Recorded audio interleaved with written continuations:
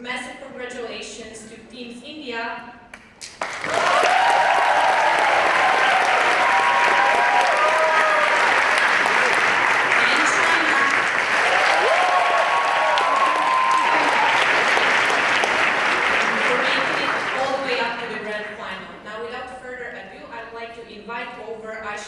Who is chairing this round to introduce you to the rest of the panel and the teams.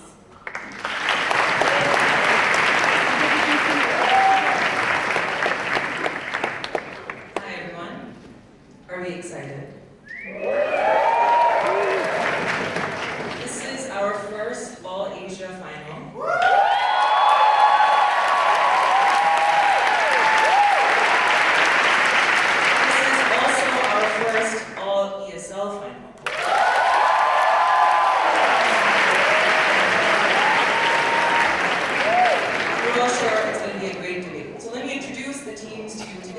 On team proposition, we've got Team India.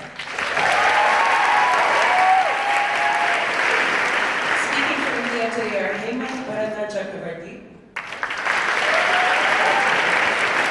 Tejas Subramanian, and Dhananjay Ashok. Hemant will be our class speaker. Supporting them on the team this year are Manya Gupta, on opposition today, we've got Team China. First speaker is Brian Lee. Second speaker is Matt Song. Third speaker is Evan Chen. Brian will be delivering the reply, and supporting them this year are Lyndon Lee,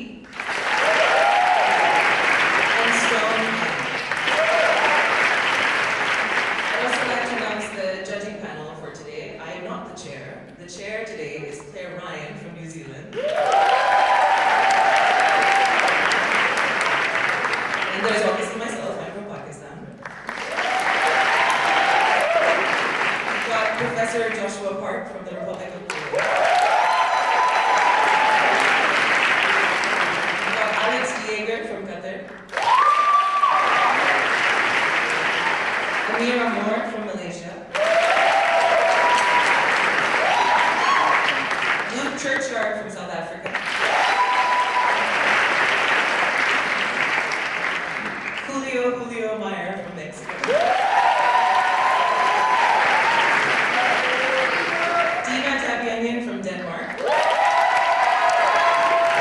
And perhaps the most exciting one of all, from Croatia, Luka Petrovic.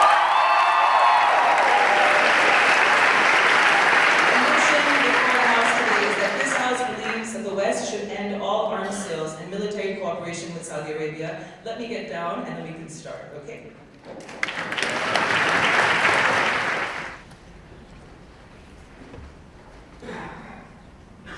The difference between a rogue state and a trusted member of the international community cannot be whether the state has oil. It has now been established beyond all sensible doubt by the UN, Amnesty International, and the world community at large that Saudi Arabia has committed and will continue to commit war crimes and crimes against humanity at an industrial scale in Yemen. And so just as we would not have sold arms to Rwanda in 1994, Serbia in 1998, and Syria in 2013, it's time to stop selling arms to Saudi Arabia. It's time to put Saudi at arm's length. What do we support? Starting tomorrow, no, starting today, starting now, we will stop the sale of weaponry to Saudi. What do we mean? We mean guns, tanks, the fighter jets that are raining hellfire right this moment in Yemen. No more $100 billion arms deals, no more bases to train Saudi troops, no more sharing military tech necessary for the upkeep and use of existing military infrastructure. In short, we will end the military cooperation because there's a gulf between right and wrong, and Team India is here to go big or go home. Point. To be back in our good graces again, what should they do? Three things. One, halt war crimes in Yemen immediately and stop deliberate airstrikes on hospitals and schools. Two, allow the free flow of food, water, and medicines by ending the blockade across land, sea, and air that they are currently enforcing by controlling the Hodeida airport and bombing the Al Duhami port.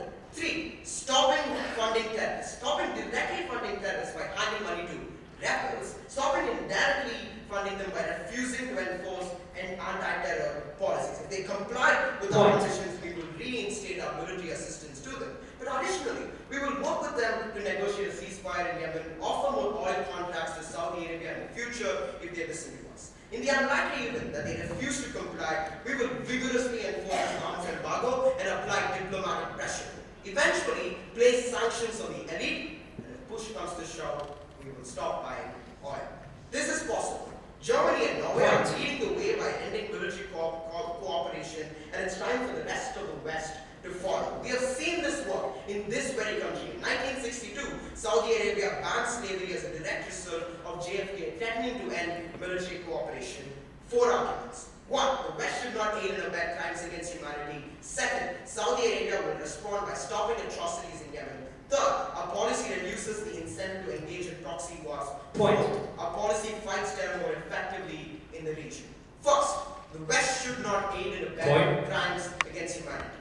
10,000 dead, another 20,000 dead from preventable diseases. Children, 3 million displaced, 17 million facing famine.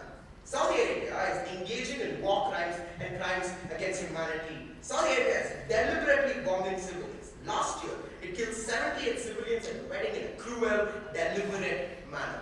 And right now, it is slowly starving large parts of Yemen to death by using the very planes and ships that this debate is about to blockade all of Yemen's ports, stopping the flow of food, aid, and water despite Yemen's cholera outbreak. Make no mistake, Western military cooperation is instrumental for the scale of devastation in Yemen. Most directly, we supply Saudi with billions of war tech that wreak havoc, from Abrams mega tanks to French Rafale missiles and lethal F-15s that we refuel mid-air so that they can continue on their bombing sprees more effectively. Saudi Arabia consistently looks the other way as weapons fall into the hands of groups like the Al-Nusra and Al-Islam, hands that recruit child soldiers, use human shields, and attack schools and hospitals. We do not accept and must never accept that such war crimes can ever be permissible for strategic purposes. Is it sometimes acceptable to violate human rights? Or is it only acceptable to enable those crimes, not to commit them? Sure, the West is loading the chamber rather than firing the shot. We are still guilty. There are certain lines that we draw that we must stand by. We wouldn't have carried out the Serbian or Armenian genocides. We do not want to do the same in Yemen. Militaristic cooperation is cooperation in murder, deliberately killing innocents. It is without a doubt profiting off blood, famine, disease, and misery. The blood of innocents stains our hands. Second argument, why will Saudi Arabia respond by stopping atrocities in Yemen? 2 ways in which Saudi Arabia. They could double down and continue the abuses in Yemen, or they can meet our conditions. So, 1, in the least likely case, they continue or double down on their actions in Yemen. What happens then? Stopping military aid means no military air refueling, no mid-air refueling, no crucial intelligence about the location and strategy of Houthi rebels. Without our consistent support, the current 129 fighter jets become expensive pieces of metal that cannot function without software updates, coding, specific ammunitions, and spare parts supply line from the West. The THAAD missile system, for instance, is designed to use proprietary missiles and batteries that we now disarm. So independent of what Saudi is likely to do, disarming the campaign automatically fizzles it out. This is better than providing the world's deadliest weapons against children in Yemen. Yes. Given the revenue from trade between the West and Saudi Arabia would still be likely be directed by Saudi Arabia towards purchasing arms and funding their military, would you cut off that trade too, or how is that any different from giving them the guns that you so oppose? The problem is, not only are we giving them the world's most advanced technology, the moment at which they don't have that technology, they have to reconstruct entire missile systems. I'll get to that in a second. The second way in which Saudi Arabia could react instead is to meet our conditions, whereas we are far more likely to comply. Saudi Arabia needs our firepower. Saudi wants to hold on to its militaristic advantage over Iran and its neighbors. Saudi uses this parade of French tanks and British missiles to maintain its perceived strength, both within its own population and across other Arab nations. This military support is something that only the West can offer Saudi. Russia is tied to Iran as its largest trade and militaristic partner. China, on its peaceful peaceful rights, as we learned from Team China in round 7 of this tournament, as a Communist Party policy, cannot enter significant arms deals with anyone. So Saudi has no one else to sit with in the geopolitical cafeteria. But also, from the radars to basic parts to training soldiers to use certain rifles, the Saudi army is heavily reliant on using US army infrastructure. Building a new army, new missile defense systems would take decades, which Saudi cannot afford. That responds to their point of information. Let's pretend that this is the Saudi Arabia war room for a second.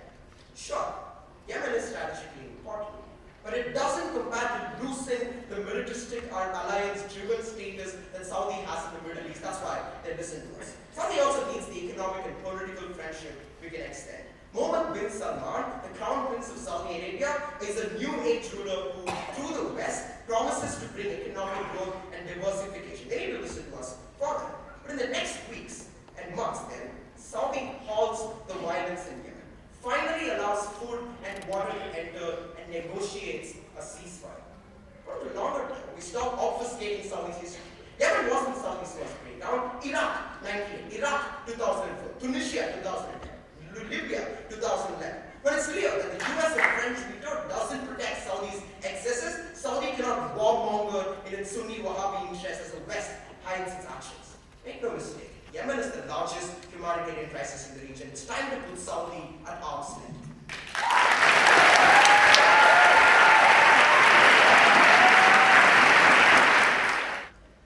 The analogy to be made at the top of my speech is that of the Greek myth Ouroboros, the snake that eats itself. Because I think that's analogous to what Proposition's case is. Because the point at which they concede to us that Saudi Arabia wants control, that they want arms and that they want to keep their might, that is the point at which they concede that Saudi Arabia is probably going to buy arms from other people. So the difference in today's debate is not whether or not Saudi Arabia can continue to commit the same human rights violations, but who supplies the guns that allows them to do so. On our side, we tell you that the West, when in providing these guns, is best able to ensure and minimize the damage that on their side is going to run rampant. That is why we are so proud to oppose. I'm going to bring you one substantive argument, and that is why the comparative is worse in today's debate. Before that, let's just clarify about the principle that they decide to spend the vast majority of their speech talking about. I want to note 3 things here. The first thing to note is that when they talk about human rights violations outside of that of military arms, it's probably not what this debate is about. Because when it comes to things like the liberalization within the country of Saudi Arabia, military arms are probably not what makes them directly complicit. In fact, we're going to show you why it probably gets a little bit better on our side. But secondly, I think an important thing to note here is that when it comes to the relationship between countries, that there's almost always a right to self-defense. That when Saudi Arabia recognizes that there's oftentimes militaristic threats that literally exist in their backyard, they sometimes do have the right to self-defense, the right to resist against antagonistic forces coming from below them. And that is extremely important, because they do need to necessarily show us why in this specific instance, war is an injustice that is different from every other just war that exists. But thirdly, I'm going to talk about this most importantly, because I understand in the next speech they're going to come up and tell us, well, Saudi Arabia does things that are against human rights. They do things that are egregious within warfare. But I think the greatest moral hazard that is going to exist in today's debate is the hypocrisy in taking the easy way out. When the West decides to do the most comfortable action, which is to say, remove themselves from the guilt, the necessarily ensuing cost is the death of the people who otherwise would not have died. Because the arms are now being supplied by actors that are much less reliable and much less likely going to keep Saudi Arabia accountable. We think, to the extent at which we can prove that the pullout of the West is worse, then we think the West becomes complicit to the death of every single individual that otherwise doesn't die. That is a moral burden that they do need to disprove. Why then is it that the comparative is so much worse? Before that, sure. How would you explain the US foreign policy towards Saudi to a Yemeni child? We would say that the US is trying the very best that they can, and unfortunately the reality is, the moment at which they pull out, the actor that tries to hold Saudi Arabia accountable is the one that never cared about its own citizens. It's the one that is much more likely going to allow for the same human rights violations that have happened in the past to happen much more frequently. So then, there's going to be 2 parts to my first and only substantive about why the comparative is worse. The first thing to prove is why Saudi Arabia is likely going to turn to other sources. Because at the end of the day, the US is only one of many sources of arms, but the objectives that Saudi Arabia currently has, like removing the ability for Shia militia to enact violence within Yemen, is something that is uniquely important to them. And this is the analysis that proves why a ceasefire is just an imagination on their side. There's two reasons. Firstly, because Iran being able to take over the country that exists literally miles away from their capital is one that grants Iran too much control. It encourages Shia revolutions all across the entire Middle East, and it enables a military threat that exists at their back door. This is something that is antithetical to the incentives of Saudi Arabia. But furthermore, secondly, Saudi Arabia oftentimes has the incentive to build its own appearance, because it wants to be the bastion of Sunni majority, because it understands that in order to control regional influence within this area, it's contingent upon the religious stance of the territory around you. Importantly, this means, and they concede, Saudi Arabia has the incentive to get arms regardless of whether or not they come from America. Importantly, this then means that Saudi Arabia gets guns on both sides. It depends on the influence and the actor that changes upon arms. Why then is it that the alternative actors are likely going to be bad? We think there's a broad spectrum, and it's oftentimes uncertain what type of regime changes happen. We think the likely actors are going to be A, Russia, B, China, and 3, probably weaponizing the Wahhabism that already exists within these regions. Why is this problematic? Two things. Firstly, because it loses out on the unique benefits that the West gets you. These come threefold. The first benefit that the West has uniquely is the better weapons. And note that this indirectly engages with their analysis about the better weaponry.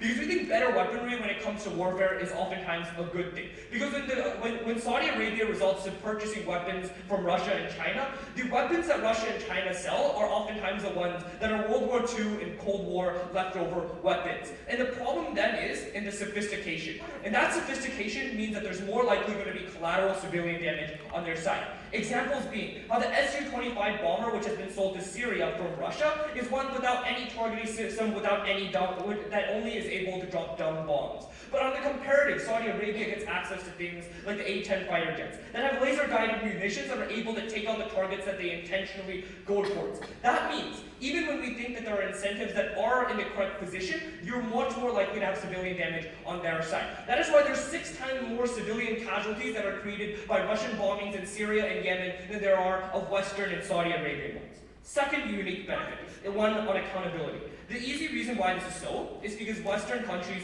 have A, democratic civil societies, and B, transparent media, both of which are much more likely to hold these countries to account when it comes to crimes. That is why in Saudi Arabia, there have been recent implementations of official investigation mechanisms when it comes to civilian casualties, why the US CENTCOM posts daily live streams of every single airstrike that goes on there, because these countries are much more likely going to be accountable than the alternative actors.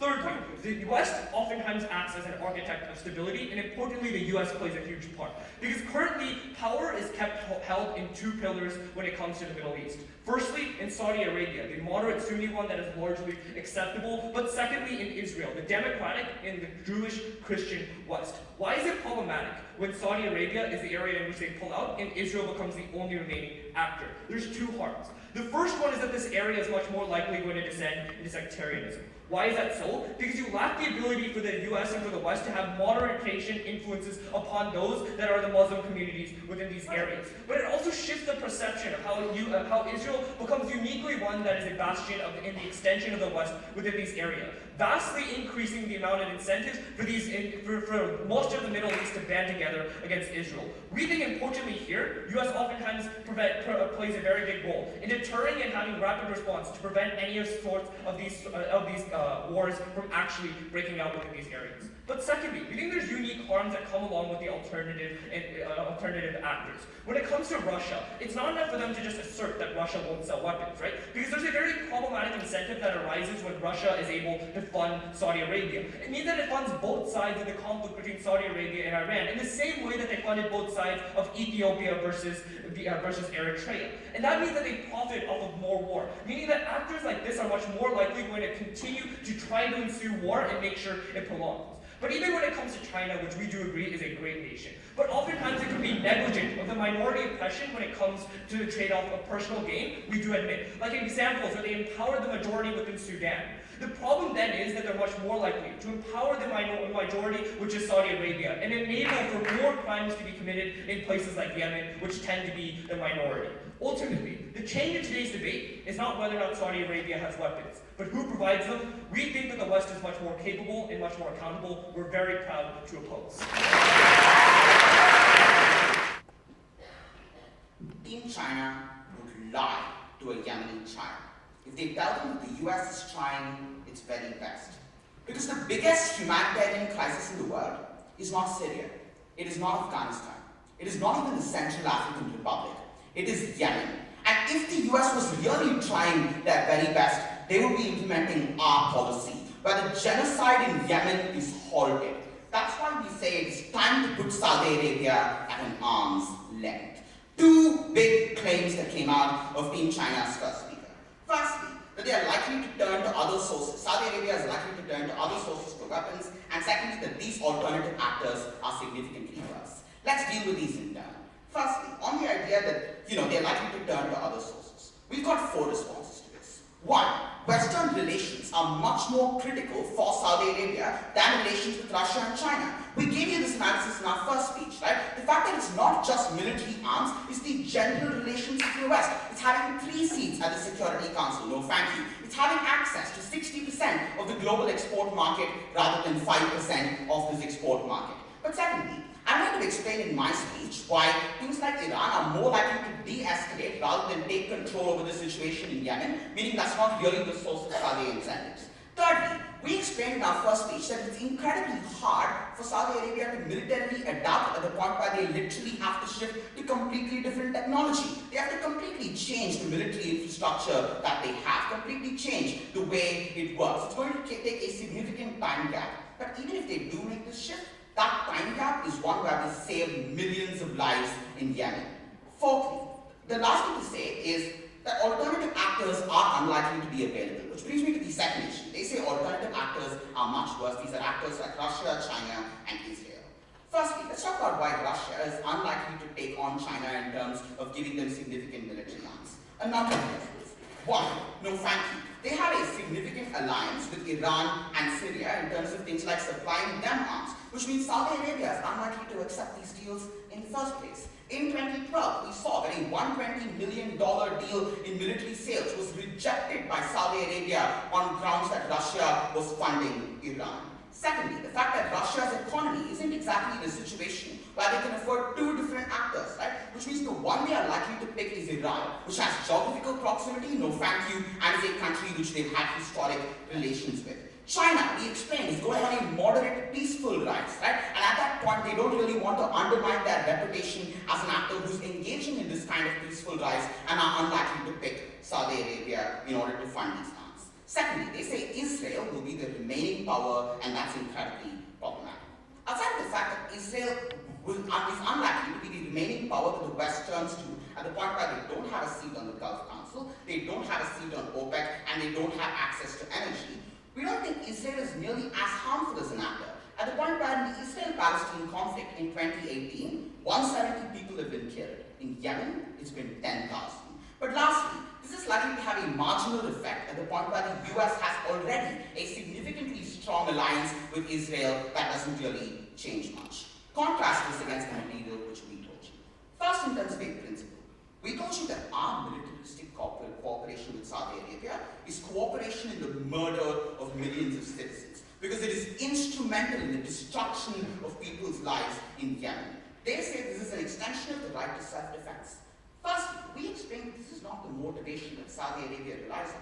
They concede this when they say the incentive for Saudi Arabia to go into Yemen is that image is a bastion of Sunni majority and control. Given that, we think that on their side of the house, if they're willing to commit atrocities just to expand the efficiency of warfare, we think that's incredibly problematic. Atrocities should never be endorsed by the West. But secondly, we explained to you that we stop the atrocities in Yemen, right? Insofar as even if they accept these conditions, it is structurally impossible for them to transition to an entirely different source of arms. The fact that they need our firepower and are therefore likely to meet our conditions. But crucially, now they know that the American and French veto won't protect them anymore, which deters them from engaging in these kinds of atrocities in the future. Yemeni children are being slaughtered everywhere. That is the largest impact in this debate. Insofar as we are able to solve the single biggest humanitarian crisis occurring in the world right now, we take this debate. It is time to put Saudi at an arm's length. Yes. So what do you think is more important to Saudi Arabia? The fact that Yemen's now being controlled by their enemy at their front door, or the fact that they might not always win the vote in the UN elections? I have two responses to that. Firstly, I'm going to explain in my argument why Iran is also likely to de-escalate, and therefore Yemen won't be completely controlled by their biggest enemy. But secondly, we think this matters to Saudi Arabia at the point where they are losing access to a critical ally. They have to literally transition fundamentally to a different kind of military infrastructure, and they don't have arms to intervene in Yemen at all. That's the comparative you have to be. 2 points in this speech. First, our policy reduces the incentive for Iran and Saudi Arabia to engage in proxy conflict. Second, our policy enables us fight terror more effectively in the region. Firstly, our policy reduces the incentive for Saudi Arabia and Iran to engage in proxy conflict. Proxy wars between Iran and Saudi Arabia have taken thousands of lives in the Middle East. In their world, proxy conflict is constantly inflamed and innocent people die because the West takes the side of Saudi Arabia by actively giving them military support. In contrast, our policy reduces the number of proxy conflicts. 2 sets of reasons. First, negotiations between Iran and Saudi Arabia become more likely. Notice that diplomacy is the most peaceful way of stopping the proxy conflict in Yemen. However, this requires a third party who is seen as neutral and can help these countries find some kind of common ground. No, frankly, the West is currently seen as hypocritical for crippling Iran with sanctions, even as it turns a blind eye to Saudi Arabian abuses. When the West ends military cooperation with Saudi Arabia, it makes it clear that it's not going to push Saudi's line every time.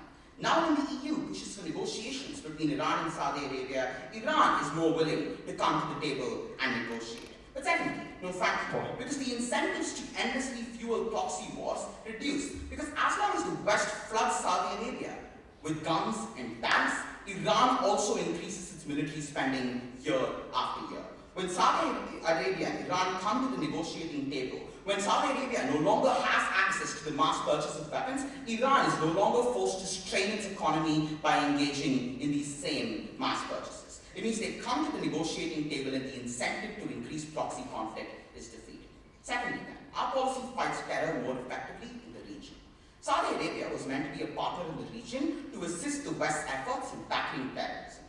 However, Saudi Arabia has made the West situation significantly worse, because unconditional military support makes it harder to fight terrorist groups. When military intelligence and weapons fall into the hands of terror groups, it makes them stronger. When Saudi Arabia funds these violent actors to literally undermine the stability of regimes and cause more radicalization in these regions, it's unacceptable. Our policy requires Saudi Arabia to actively cut funding and the weaponization of terrorists. But even in the unlikely event that Saudi Arabia doesn't comply with us, our weapons aren't going into the hands of terrorists. It is time to put Saudi at an arm's length and end the worst humanitarian crisis in the world right now.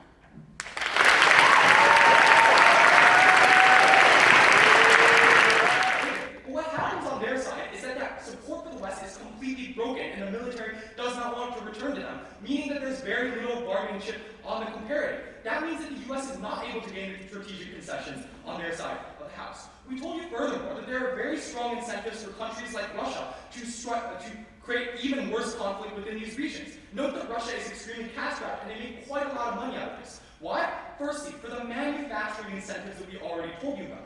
Secondly, because this is likely to cause instability, quite a lot of instability, not to mention a blockade by Iran on certain important trade areas that doesn't allow Saudi Arabia to get oil out. What that means is that oil prices increase, threatening countries like the US, but not Russia, which has its own large oil reserves that it can now sell for a higher price. Also note that they just make a ton of money out of this deal, meaning that there's much more incentive to whip up this information. Thirdly, on precision, something that was unresponded to on their side again, note that all the civilian casualties that they cause on their side of the house are increased, and moreover, they have an excuse for it now, just saying that our weapons are less precise than they were before. Fourth, terrorism, again unresponded to, and fifth, the architecture of stability. Their response to this was A, we get more proxy conflict, and B, Iran's gonna back down somehow. Again,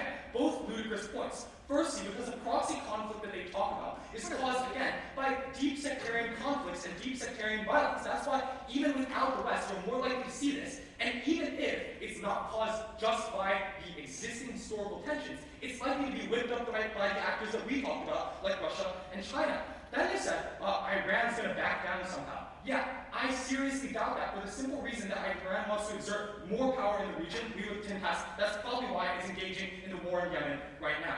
I want to talk lastly about how we get better liberalization on our side of the house and how they preclude that. Because MBS is uniquely reliant on the military right now. Why? Because he's isolated himself from other traditional sources of power within the Saudi Arabian regime. That is, he took the wealthy individuals and put them under lock and key. That is, he took the Wahhabist individuals and isolated them from his government.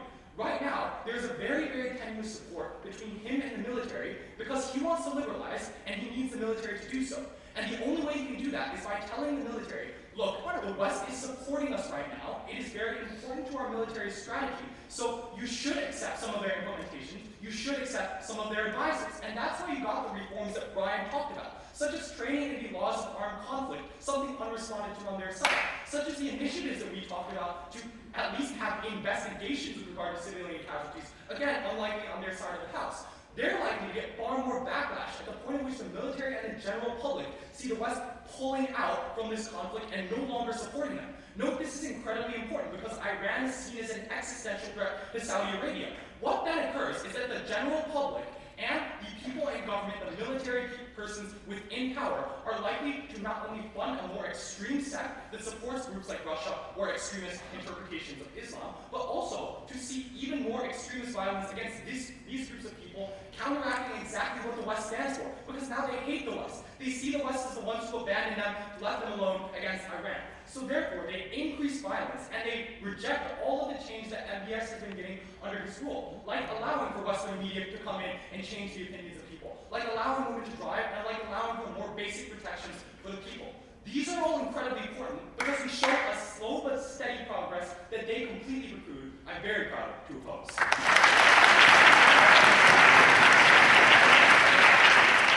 Let's step back for a second and assume that very best case, that China and Russia, despite all of the incentives we told you, actually want to fund Saudi Arabia. They never answered a fundamental question. How many years does it take to set up an entirely different military infrastructure? That was the first point from the Prime Minister's speech. Then in their best case, other actors wanted to fill this gap. We have that precious gap of 7 months where Saudi Arabian military isn't that capable anymore. We can get food and water and children on the ground who are starving. We can stop the bombing of hospitals. Why was that not something that they cared for, panel? The most important impact in this debate. The reason the previous speaker took no POI whatsoever was because they realized this slow but steady progress had a cost too far for the West to bear. It was Yemeni children bleeding out on the streets because of weapons that we gave them. That is never a word we were willing to stand for. It is time to put Saudi Arabia at arm's length. 3 questions in this debate. Firstly, is it legitimate for the West to subsidize and enable war crimes? Secondly, how does it affect the actions of Saudi Arabia? And thirdly, how does it affect the Middle East? On the first question, is it legitimate for the West to subsidize and enable war crimes?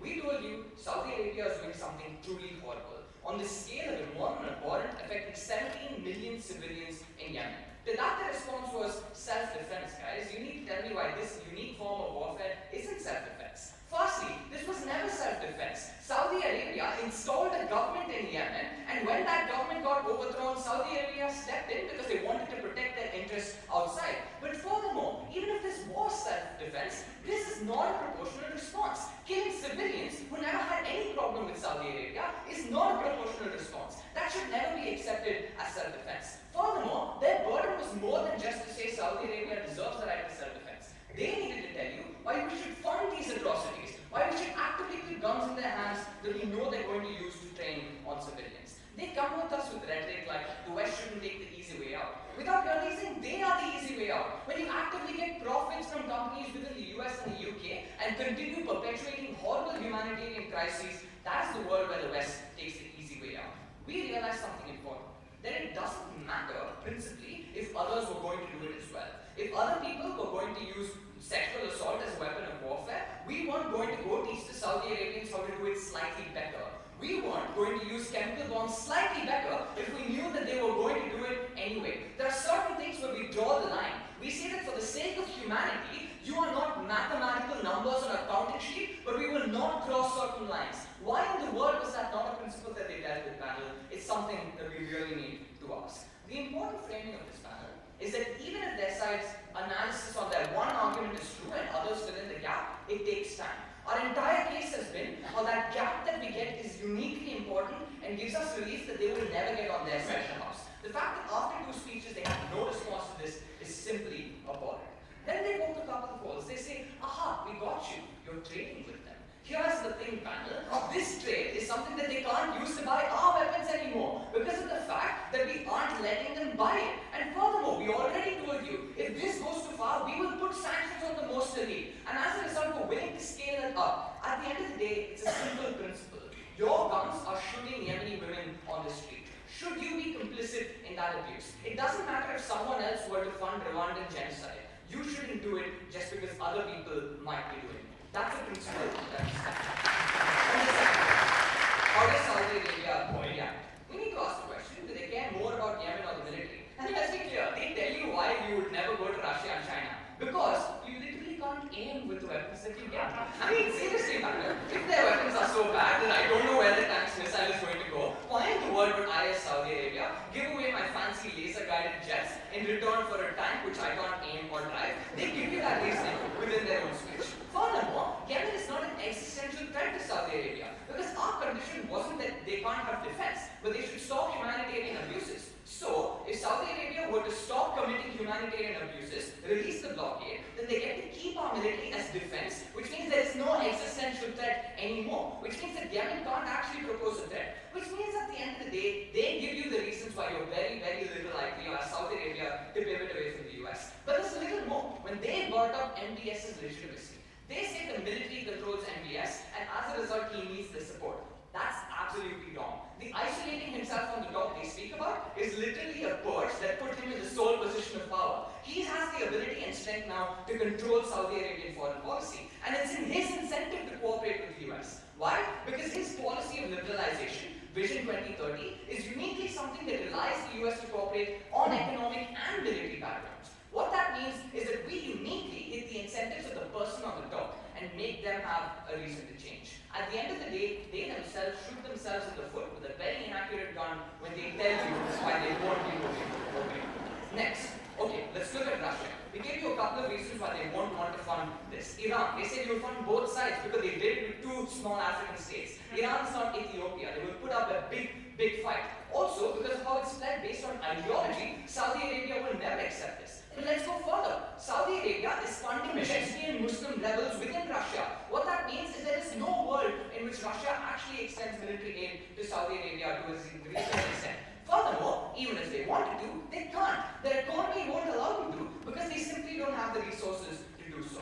That takes out Russia. Then let's look at China. We told you why they won't do it because it goes up against every single other economic policy. The One Belt One Road, we all regrettably know a lot about, is something that they would not violate for this one Saudi Arabia. Also, they can't because China makes up 5% of the world's export market while 60% is the West. If we can cut down Saudi Arabia's military to an eighth, we will do that any day. Yes. The issue is that Chinese drones and Rostec weaponry is already being used in these countries. They'll just implement it to a far larger extent on your side of the house. That's nice incentive analysis that doesn't hold up in the real world. 1/8. That's the fraction to which the Saudi Arabian military will shrink. We're perfectly happy for that to happen. Lastly, are these actors actually worse? Because when they say finally we have a bargaining chip, what they mean is you threaten to remove funding of the military if you do something wrong. That sounds a lot like our policy panel, which means at the end of the day, the only measure for accountability they ever had of the Saudi Arabian military at the end of the day was our policy. They never truly proved why Saudi Arabia would act badly, give you reasons why they would act according to this. Third question, how does this affect the Middle East? We told you about Iran, and that was huge because they dismissed this saying, oh, Iran will never change. But the moment in which Iran gets to use the rhetoric of, oh, look, we've got the West to get out of Yemen, that is when the more extremist elements within Iran actually get to the table. That is when we have negotiations. When we stop them from nuclearizing, if they wanted to talk about the tensions in the Middle East, they needed to deal with this argument. All they had was something on Israel. But here's the thing, Israel isn't going to hike up tensions in any way. Where is the weighing between that and the massive harm in Yemen? They were never a side that wanted to be competitive on their harms. We were. We told you about terrorism, on how on their side of the house,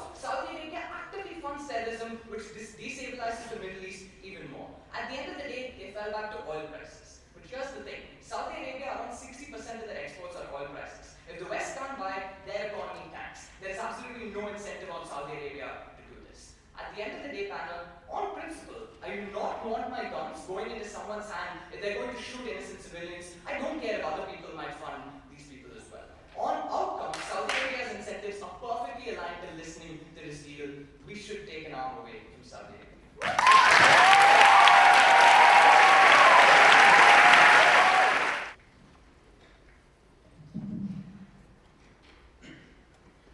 The refrain from proposition side is very clear.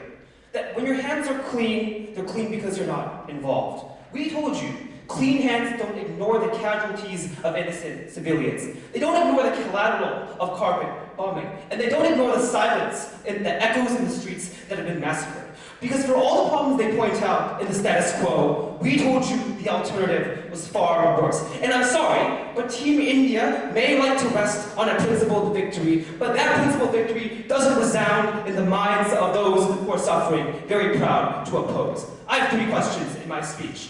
First, I want to talk about the principle of whether or not it's justified. Secondly, I want to talk about whether or not they will accept this deal. And finally, I want to talk about the idea of stability. So first, let's talk about their principle. Because they said that there were some lines you don't cross, and when you cross them, we're guilty. Even though in very first speaker, they gave us a huge concession. Because they were complicit in these crimes. The moment at which they continued trading with these countries, continued giving them the funding that they could use to spend on military expenses, no clarification on that front. But we told you that this was an easy way out. Because if you did not step up to the throne, what happened was that other actors would. And those actors would be far worse. Because their principle was entirely contingent on the practicality that things wouldn't get worse. And we told you that in any day, we would prioritize lives over principled victories. Second question, let us talk about whether or not they'll accept this actor. Because third prop seems to think that the moment that this deal is passed, the military of Saudi Arabia will be cut by 1/8.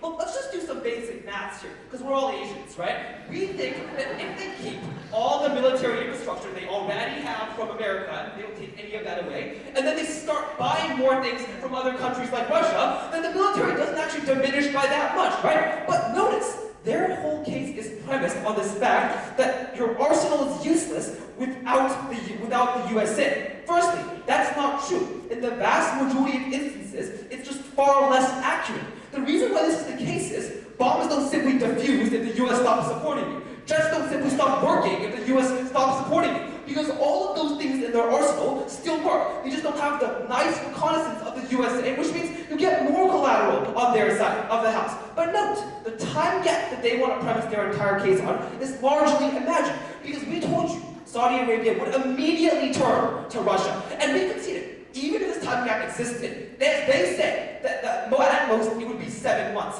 We think that in those 7 months, you may save some people. But after that, we think Saudi Arabia is far more likely to default and to kill more people. Because most importantly, they never understood the structural analysis we gave you. We told you that a Western relationship may be important, and UN votes may be important, but the land that you live on is far more important. Why? Because of the precarious context of the Middle East, a context that is divided by religious fault lines that go back hundreds and hundreds of years, that is divided by Sunni and Shia Muslims who constantly fight over each other. Note that on our side of the house, that Saudi Arabia is the protectorate of Sunni religion. And on their side, what they do is, they ultimately are far more likely to do this, because they prioritize that religion over anything else, not just UN votes. But let's talk about the idea of negotiations. Because they seem to think that negotiations are far more likely because you force people to the table. We gave you a few responses. Number one, there is no incentive to negotiate in proxy wars because it's most of the time not your soldiers who are dying. But second, negotiations are premised on equal bargaining power. So when you neuter the effectiveness of Saudi's military, we don't think that Iran's going to be like, oh, perfect, I can just stop spending less on my military. Let's all just sing kumbaya together. You will seize this opportunity because the balance of powers is disrupted, and they will capitalize on it. Note the fact that they've been fighting a proxy war for the past 4 years, and they're going to continue capitalizing on it the moment at which Saudi Arabia can no longer sustain that fight. We think what happens is, you now subject a large majority of the Middle East to the tyranny of Iran. You subject Sunni Muslims to that oppression and to the massacres that occur in Yemen by their side and by those people. But more importantly, we told you that on our side of the house, responses they never engaged with, that Russia was likely to come up. And even though they said, well, they're funding Iran, so they won't fund this place, we told you that Russia is happy to fund both sides because they prioritize themselves over other people. And if they're funding both sides of the war, that's double the profit. We told you examples like Vietnam and China, examples like Eritrea and Ethiopia, examples like Sudan and South Sudan. No response to any of this. And then second, they try to say, well, their economy is kind of failing right now, so they clearly can't do this. Yeah, here's a problem. The reason why it's failing is because there are sanctions that limit exports. Now, you have a very convenient country that wants to export millions and millions of guns. So to that extent, your country's economy gets a lot better because you can develop your manufacturing industry. Note the fact that Russia is the second largest arms exporter in the world, that 20% of their manufacturing industry is based on exporting arms, no response to any of that. But let's talk finally about the idea of stability. Before that, sure. Say Saudi Arabia's military really wanted to use human shields. If you couldn't convince them not to, would you teach them how to do it properly? What? That's ridiculous, right? We're saying that on our side of the house, in just the weighing of people who are going to die, that our side has less people than on your side of the house. And not, based on the analogies you make, it's not going to solve any of that. So let's actually just talk about the idea of casualties. Because while it's nice and glib for them to make jokes, we gave you 4 structural reasons as to why the West limits atrocities. Number 1, because there is documentation of war. Number 2, because there is now an official investigative bureau for civilian casualties. Number 3, because as we said, Saudi soldiers have required training on the laws of armed conflict. Why is this the case? Because of the soft pressure that the West is able to exert on Saudi Arabia. That immediately disappears because any semblance of that leverage is immediately gone if you pull out entirely. And we told you that that leverage would never exist when they were supported by Russia for 2 reasons. Number 1, because Russia had no democratic accountability. And more importantly, they always had a disregard for international law. Which means that they're happy to do things like violate international law, to use nerve gas, because they simply don't care. And we told you, more importantly, about how there are less precise weapons. And I know the third made a joke about how people wouldn't use inaccurate weapons, but come on, guys, Iran's using those weapons and they're killing lots of people, right? We think that inaccurate weapons are still better than no weapons, right? So on our side of the house, you're still going to get those weapons, even if they're marginally less accurate. But here's the problem. That marginal inaccuracy is something that's reflected in civilian casualties. It's reflected in the body bags that occur because you don't know if you're killing the right person. Finally, let's talk about the idea of stability. Because we told you that MSP's ability to reform is highly based on the idea of independency of the military. Note that the purges that occurred were purges that were done with the support of the military. In Saudi Arabia, you immediately lose that support the moment in which you neuter the effectiveness of the military. What happens is, you're far more or less likely to have either MBS being kicked out entirely, or more feasibly, he's going to have to default onto religious extremism, onto Wahhabism, because those are the other political elites that are likely to support him. So go to their side of the house, you roll back the effectiveness of reforms. And this is most important, because in those places, there are disempowered minorities who never had the right to vote. There is economic diversification that stops, so that people who don't have oil still lie in ditches. We told you on our side of the house how we're crucially able to empower people, not only in Saudi Arabia, but around the world, because they never dealt with the counterfactual, they never dealt with casualties we were happy to oppose.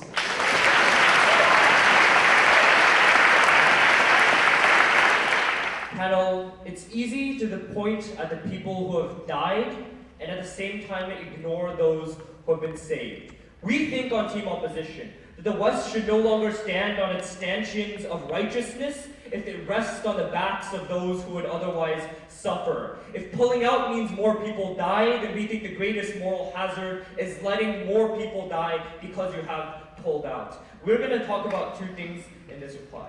Firstly, what is the comparative? And secondly, why we have won. Firstly then, what was the comparative?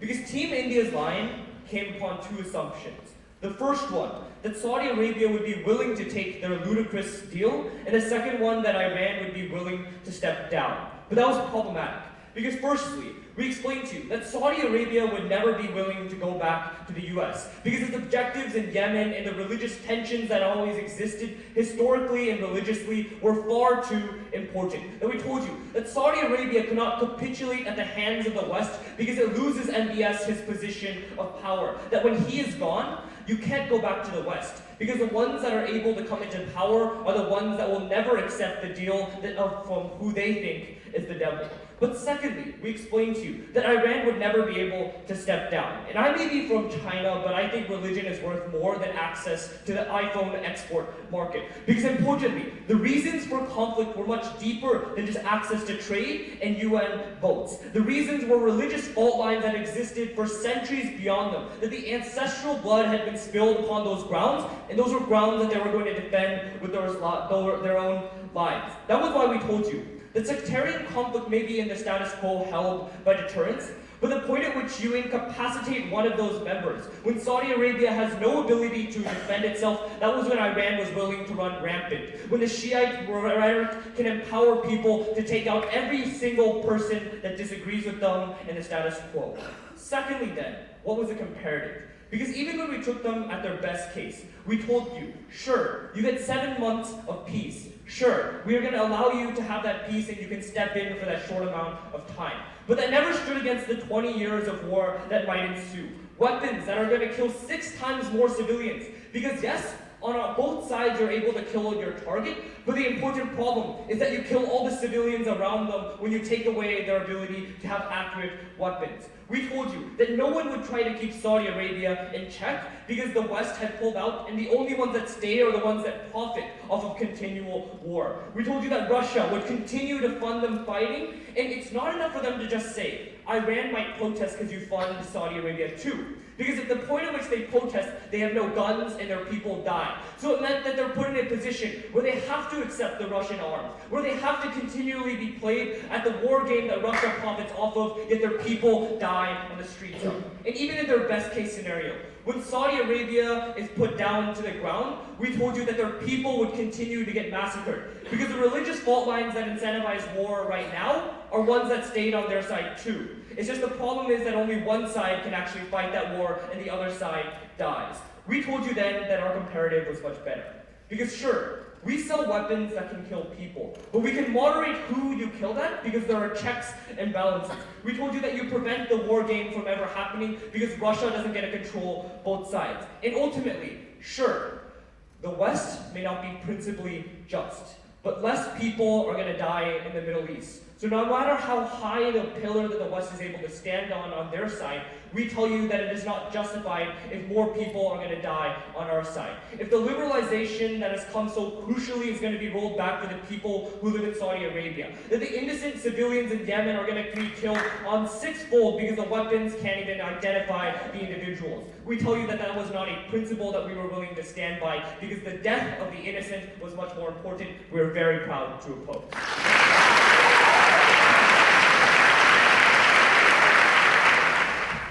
By the end of that debate, you still find King China's principle plausible? Ask yourself the very simple first question we asked you. How would you explain this to a Yemeni child? You would probably struggle the same way they did to respond to that pure why. We say it is time to put Saudi at arm's length. 2 questions then. 1, should the West aid and abet war crimes? Second, well, let's talk about Yemeni children. First, should the West aid and abet war crimes? They left this territory quite unguarded, right? Because their simple response that came in first speech and never evolved beyond that was this idea that there's a right to self-defense. What is the reality of this debate? It's Yemen, which is not inside Saudi Arabia, which is not directly threatening Saudi Arabia, but in some forest in Yemen, some region, being subject to war crimes from Saudi Arabia, where marriages, schools, hospitals, and ports are being bombed. They had a very weird conception of what self-defense meant. But even then, they considered this principle. They realized they couldn't win it. When by third speech, all they could say was, oh no, the principle victory comes if you save lives. Problem is, our principle was lives, right? The fact that you are perpetrating crimes against humanity and providing them with the most effective tools to perpetrate this meant that you required principally to remove them. Don't you that these are deliberate crimes against humanity, planned and perpetrated? That these are things like leaking our weapons to terrorists, which means that the deadliest weapons go to the worst terrorists. A gotcha moment that they thought they had in response to this was, but what about trade? Without realizing that if arms cause a problem, you pull back arms. But our model went the full length, we were a whole team in this debate. But what is the extent of that principle? It was truly horrific. Because they said Chinese, Russian alternatives are less precise. So China or Russia was right now providing human shields or chemical weapons to these nations. They would say, let's, as the West, teach these nations to use these same things more effectively because that would save slightly more lives. We tell you the same way they didn't respond to that POI in third speech, irrespective of the outcomes, as a line that we need to draw. If you're still not persuaded, again, think about the Yemeni check. But in the second, let's talk about the Yemeni check. The case was a series of impacts on why alternatives are worse. Here are some crucial premises that we challenged that they couldn't really come back from. First, why would Russia want this, right? The very simplistic reason is, because trade is generally good, because profit is generally good. But we brought you the nuances of this debate. The fact that Saudi Arabia is literally funding Chechenian rebels against the Russian government, that Iran is on the border of Russia and always the most strategic ally. So you can say, Russia wants to fund both sides. But the problem is, Iran doesn't want Russia to fund both sides. If you want Iran, you probably want to maintain that exclusivity, right? But it was really telling me. The only example of this was Ethiopia and Iran, without responding to the scale of power that we are talking about in this debate. But ultimately, guys, fortunately, Russia was just too poor for this reason to make sense. But second, they then said, China will do this. Why? Because apparently there was one factory that they saw where China was producing these arms. But we told you that it is a manner of explicit return Communist Party policy that it is something that you are not allowed to do, to enter arms states. That's why they moved past China by the end of that debate. So we took out both the idea of China and Team China with this. But finally, what they failed to tell you is why Saudi Arabia would want any of this. They keep pushing the idea, there's a religious tension, they want to fight with Iran.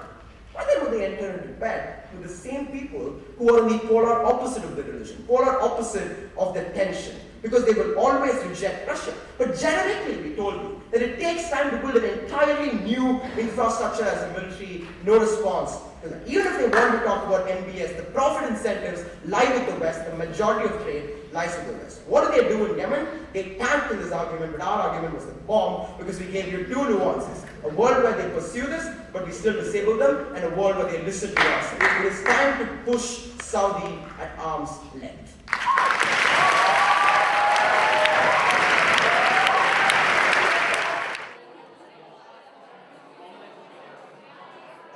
So of course, one of the things we've been looking for throughout this tournament is the integration of style, content and strategy. And we really saw it in today's debate. So let me start with style.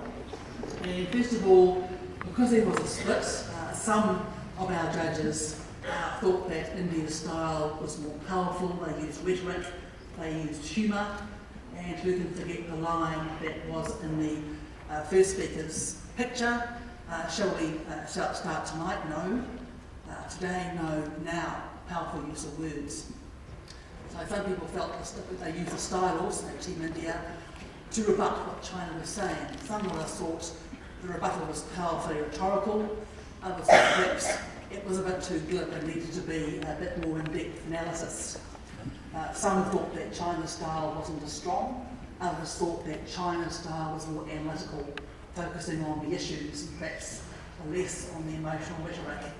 But who can forget that phrase, standing on the stanchions of righteousness? You know, they've heard that in the front before. So really powerful use of language by both sides to make their point. When we came to content, there were perhaps three main issues that the judges saw. First of all, if the West does what India says, how will the other agents respond? Secondly, will Saudi Arabia take the deal under India's model? And finally, and we consider most significantly, who best reduces the harm? India began with the principle that it's morally abhorrent to kill innocent Yemeni citizens, particularly children. And China didn't respond to that principle to say whether they accepted or rejected it. And panel was divided as to whether it was a good idea or not, or whether what China was doing, and was doing right throughout down the table, was accepting the principle, but showing why the enunciation of the principle by India was flawed, and that ultimately the principle fell to Team China because fewer people died. So you did have to split on whether or not it was a good thing to do to not to respond to the principle, to deny it, but to accept it and run with it. And that was an issue that split us. When it came to how will the other actors respond, India had fairly early on listed the different agents and said why they wouldn't respond. Why Russia wouldn't respond because it was tied to Iran and Syria. Why Israel really was a no-brainer for the debate. Why China wasn't going to respond because of its policies. And China came back, of course, and said that Russia was more concerned about profit than alliances, and if it made money from both sides, it would do so as it had done before. And that China already had factories and drone manufacture in Saudi Arabia, so that in fact the idea of China in principle not getting involved was false.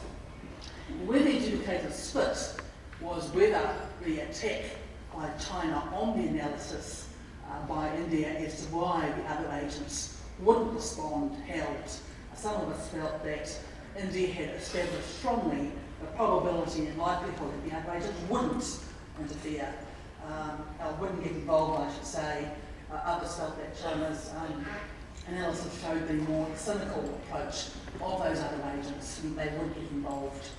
Then was the issue of whether or not Saudi Arabia would take the deal, and India said, look at all the disadvantages, and perhaps the coercion that the West would put on, excuse me, would put on Saudi Arabia, and how Saudi Arabia would be considerably weakened, and so therefore would like to take the deal.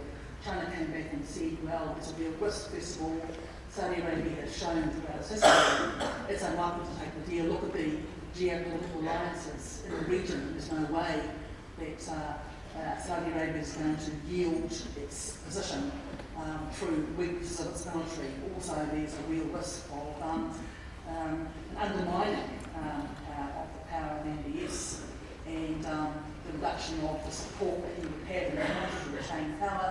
He'd have to go to extremists, so that the model that India imposed would cause more harm, and particularly would cause harm in the massacre of Saudi Arabians, because Iran would move in.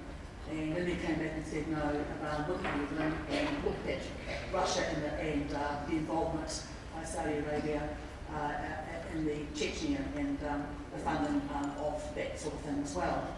Where the indicators already strongly split was that there came a very powerful analysis of the harms and the benefits late in the debate, primarily from the opposition, where there was a comparison of the soft power and the moderating influence of the West if the current status quo remained, that the destitution of Saudi Arabia, the moving in of Iraq to fill the power gap if the model prevailed, and at the end of the day, both sides stood for Yemeni freedom from this oppression and atrocity, but that fewer harm were delivered by the West, which wasn't perfect, except China, its hands were stained, but in fact it would prevail when it came to the measurement of the harms.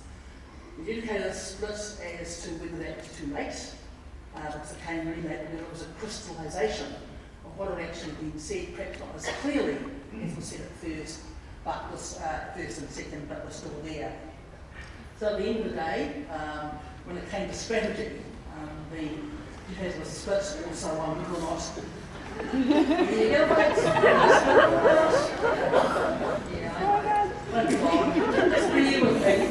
whether or not India's response was deep enough, whether it was too glib, or whether China's analysis was too little and too late.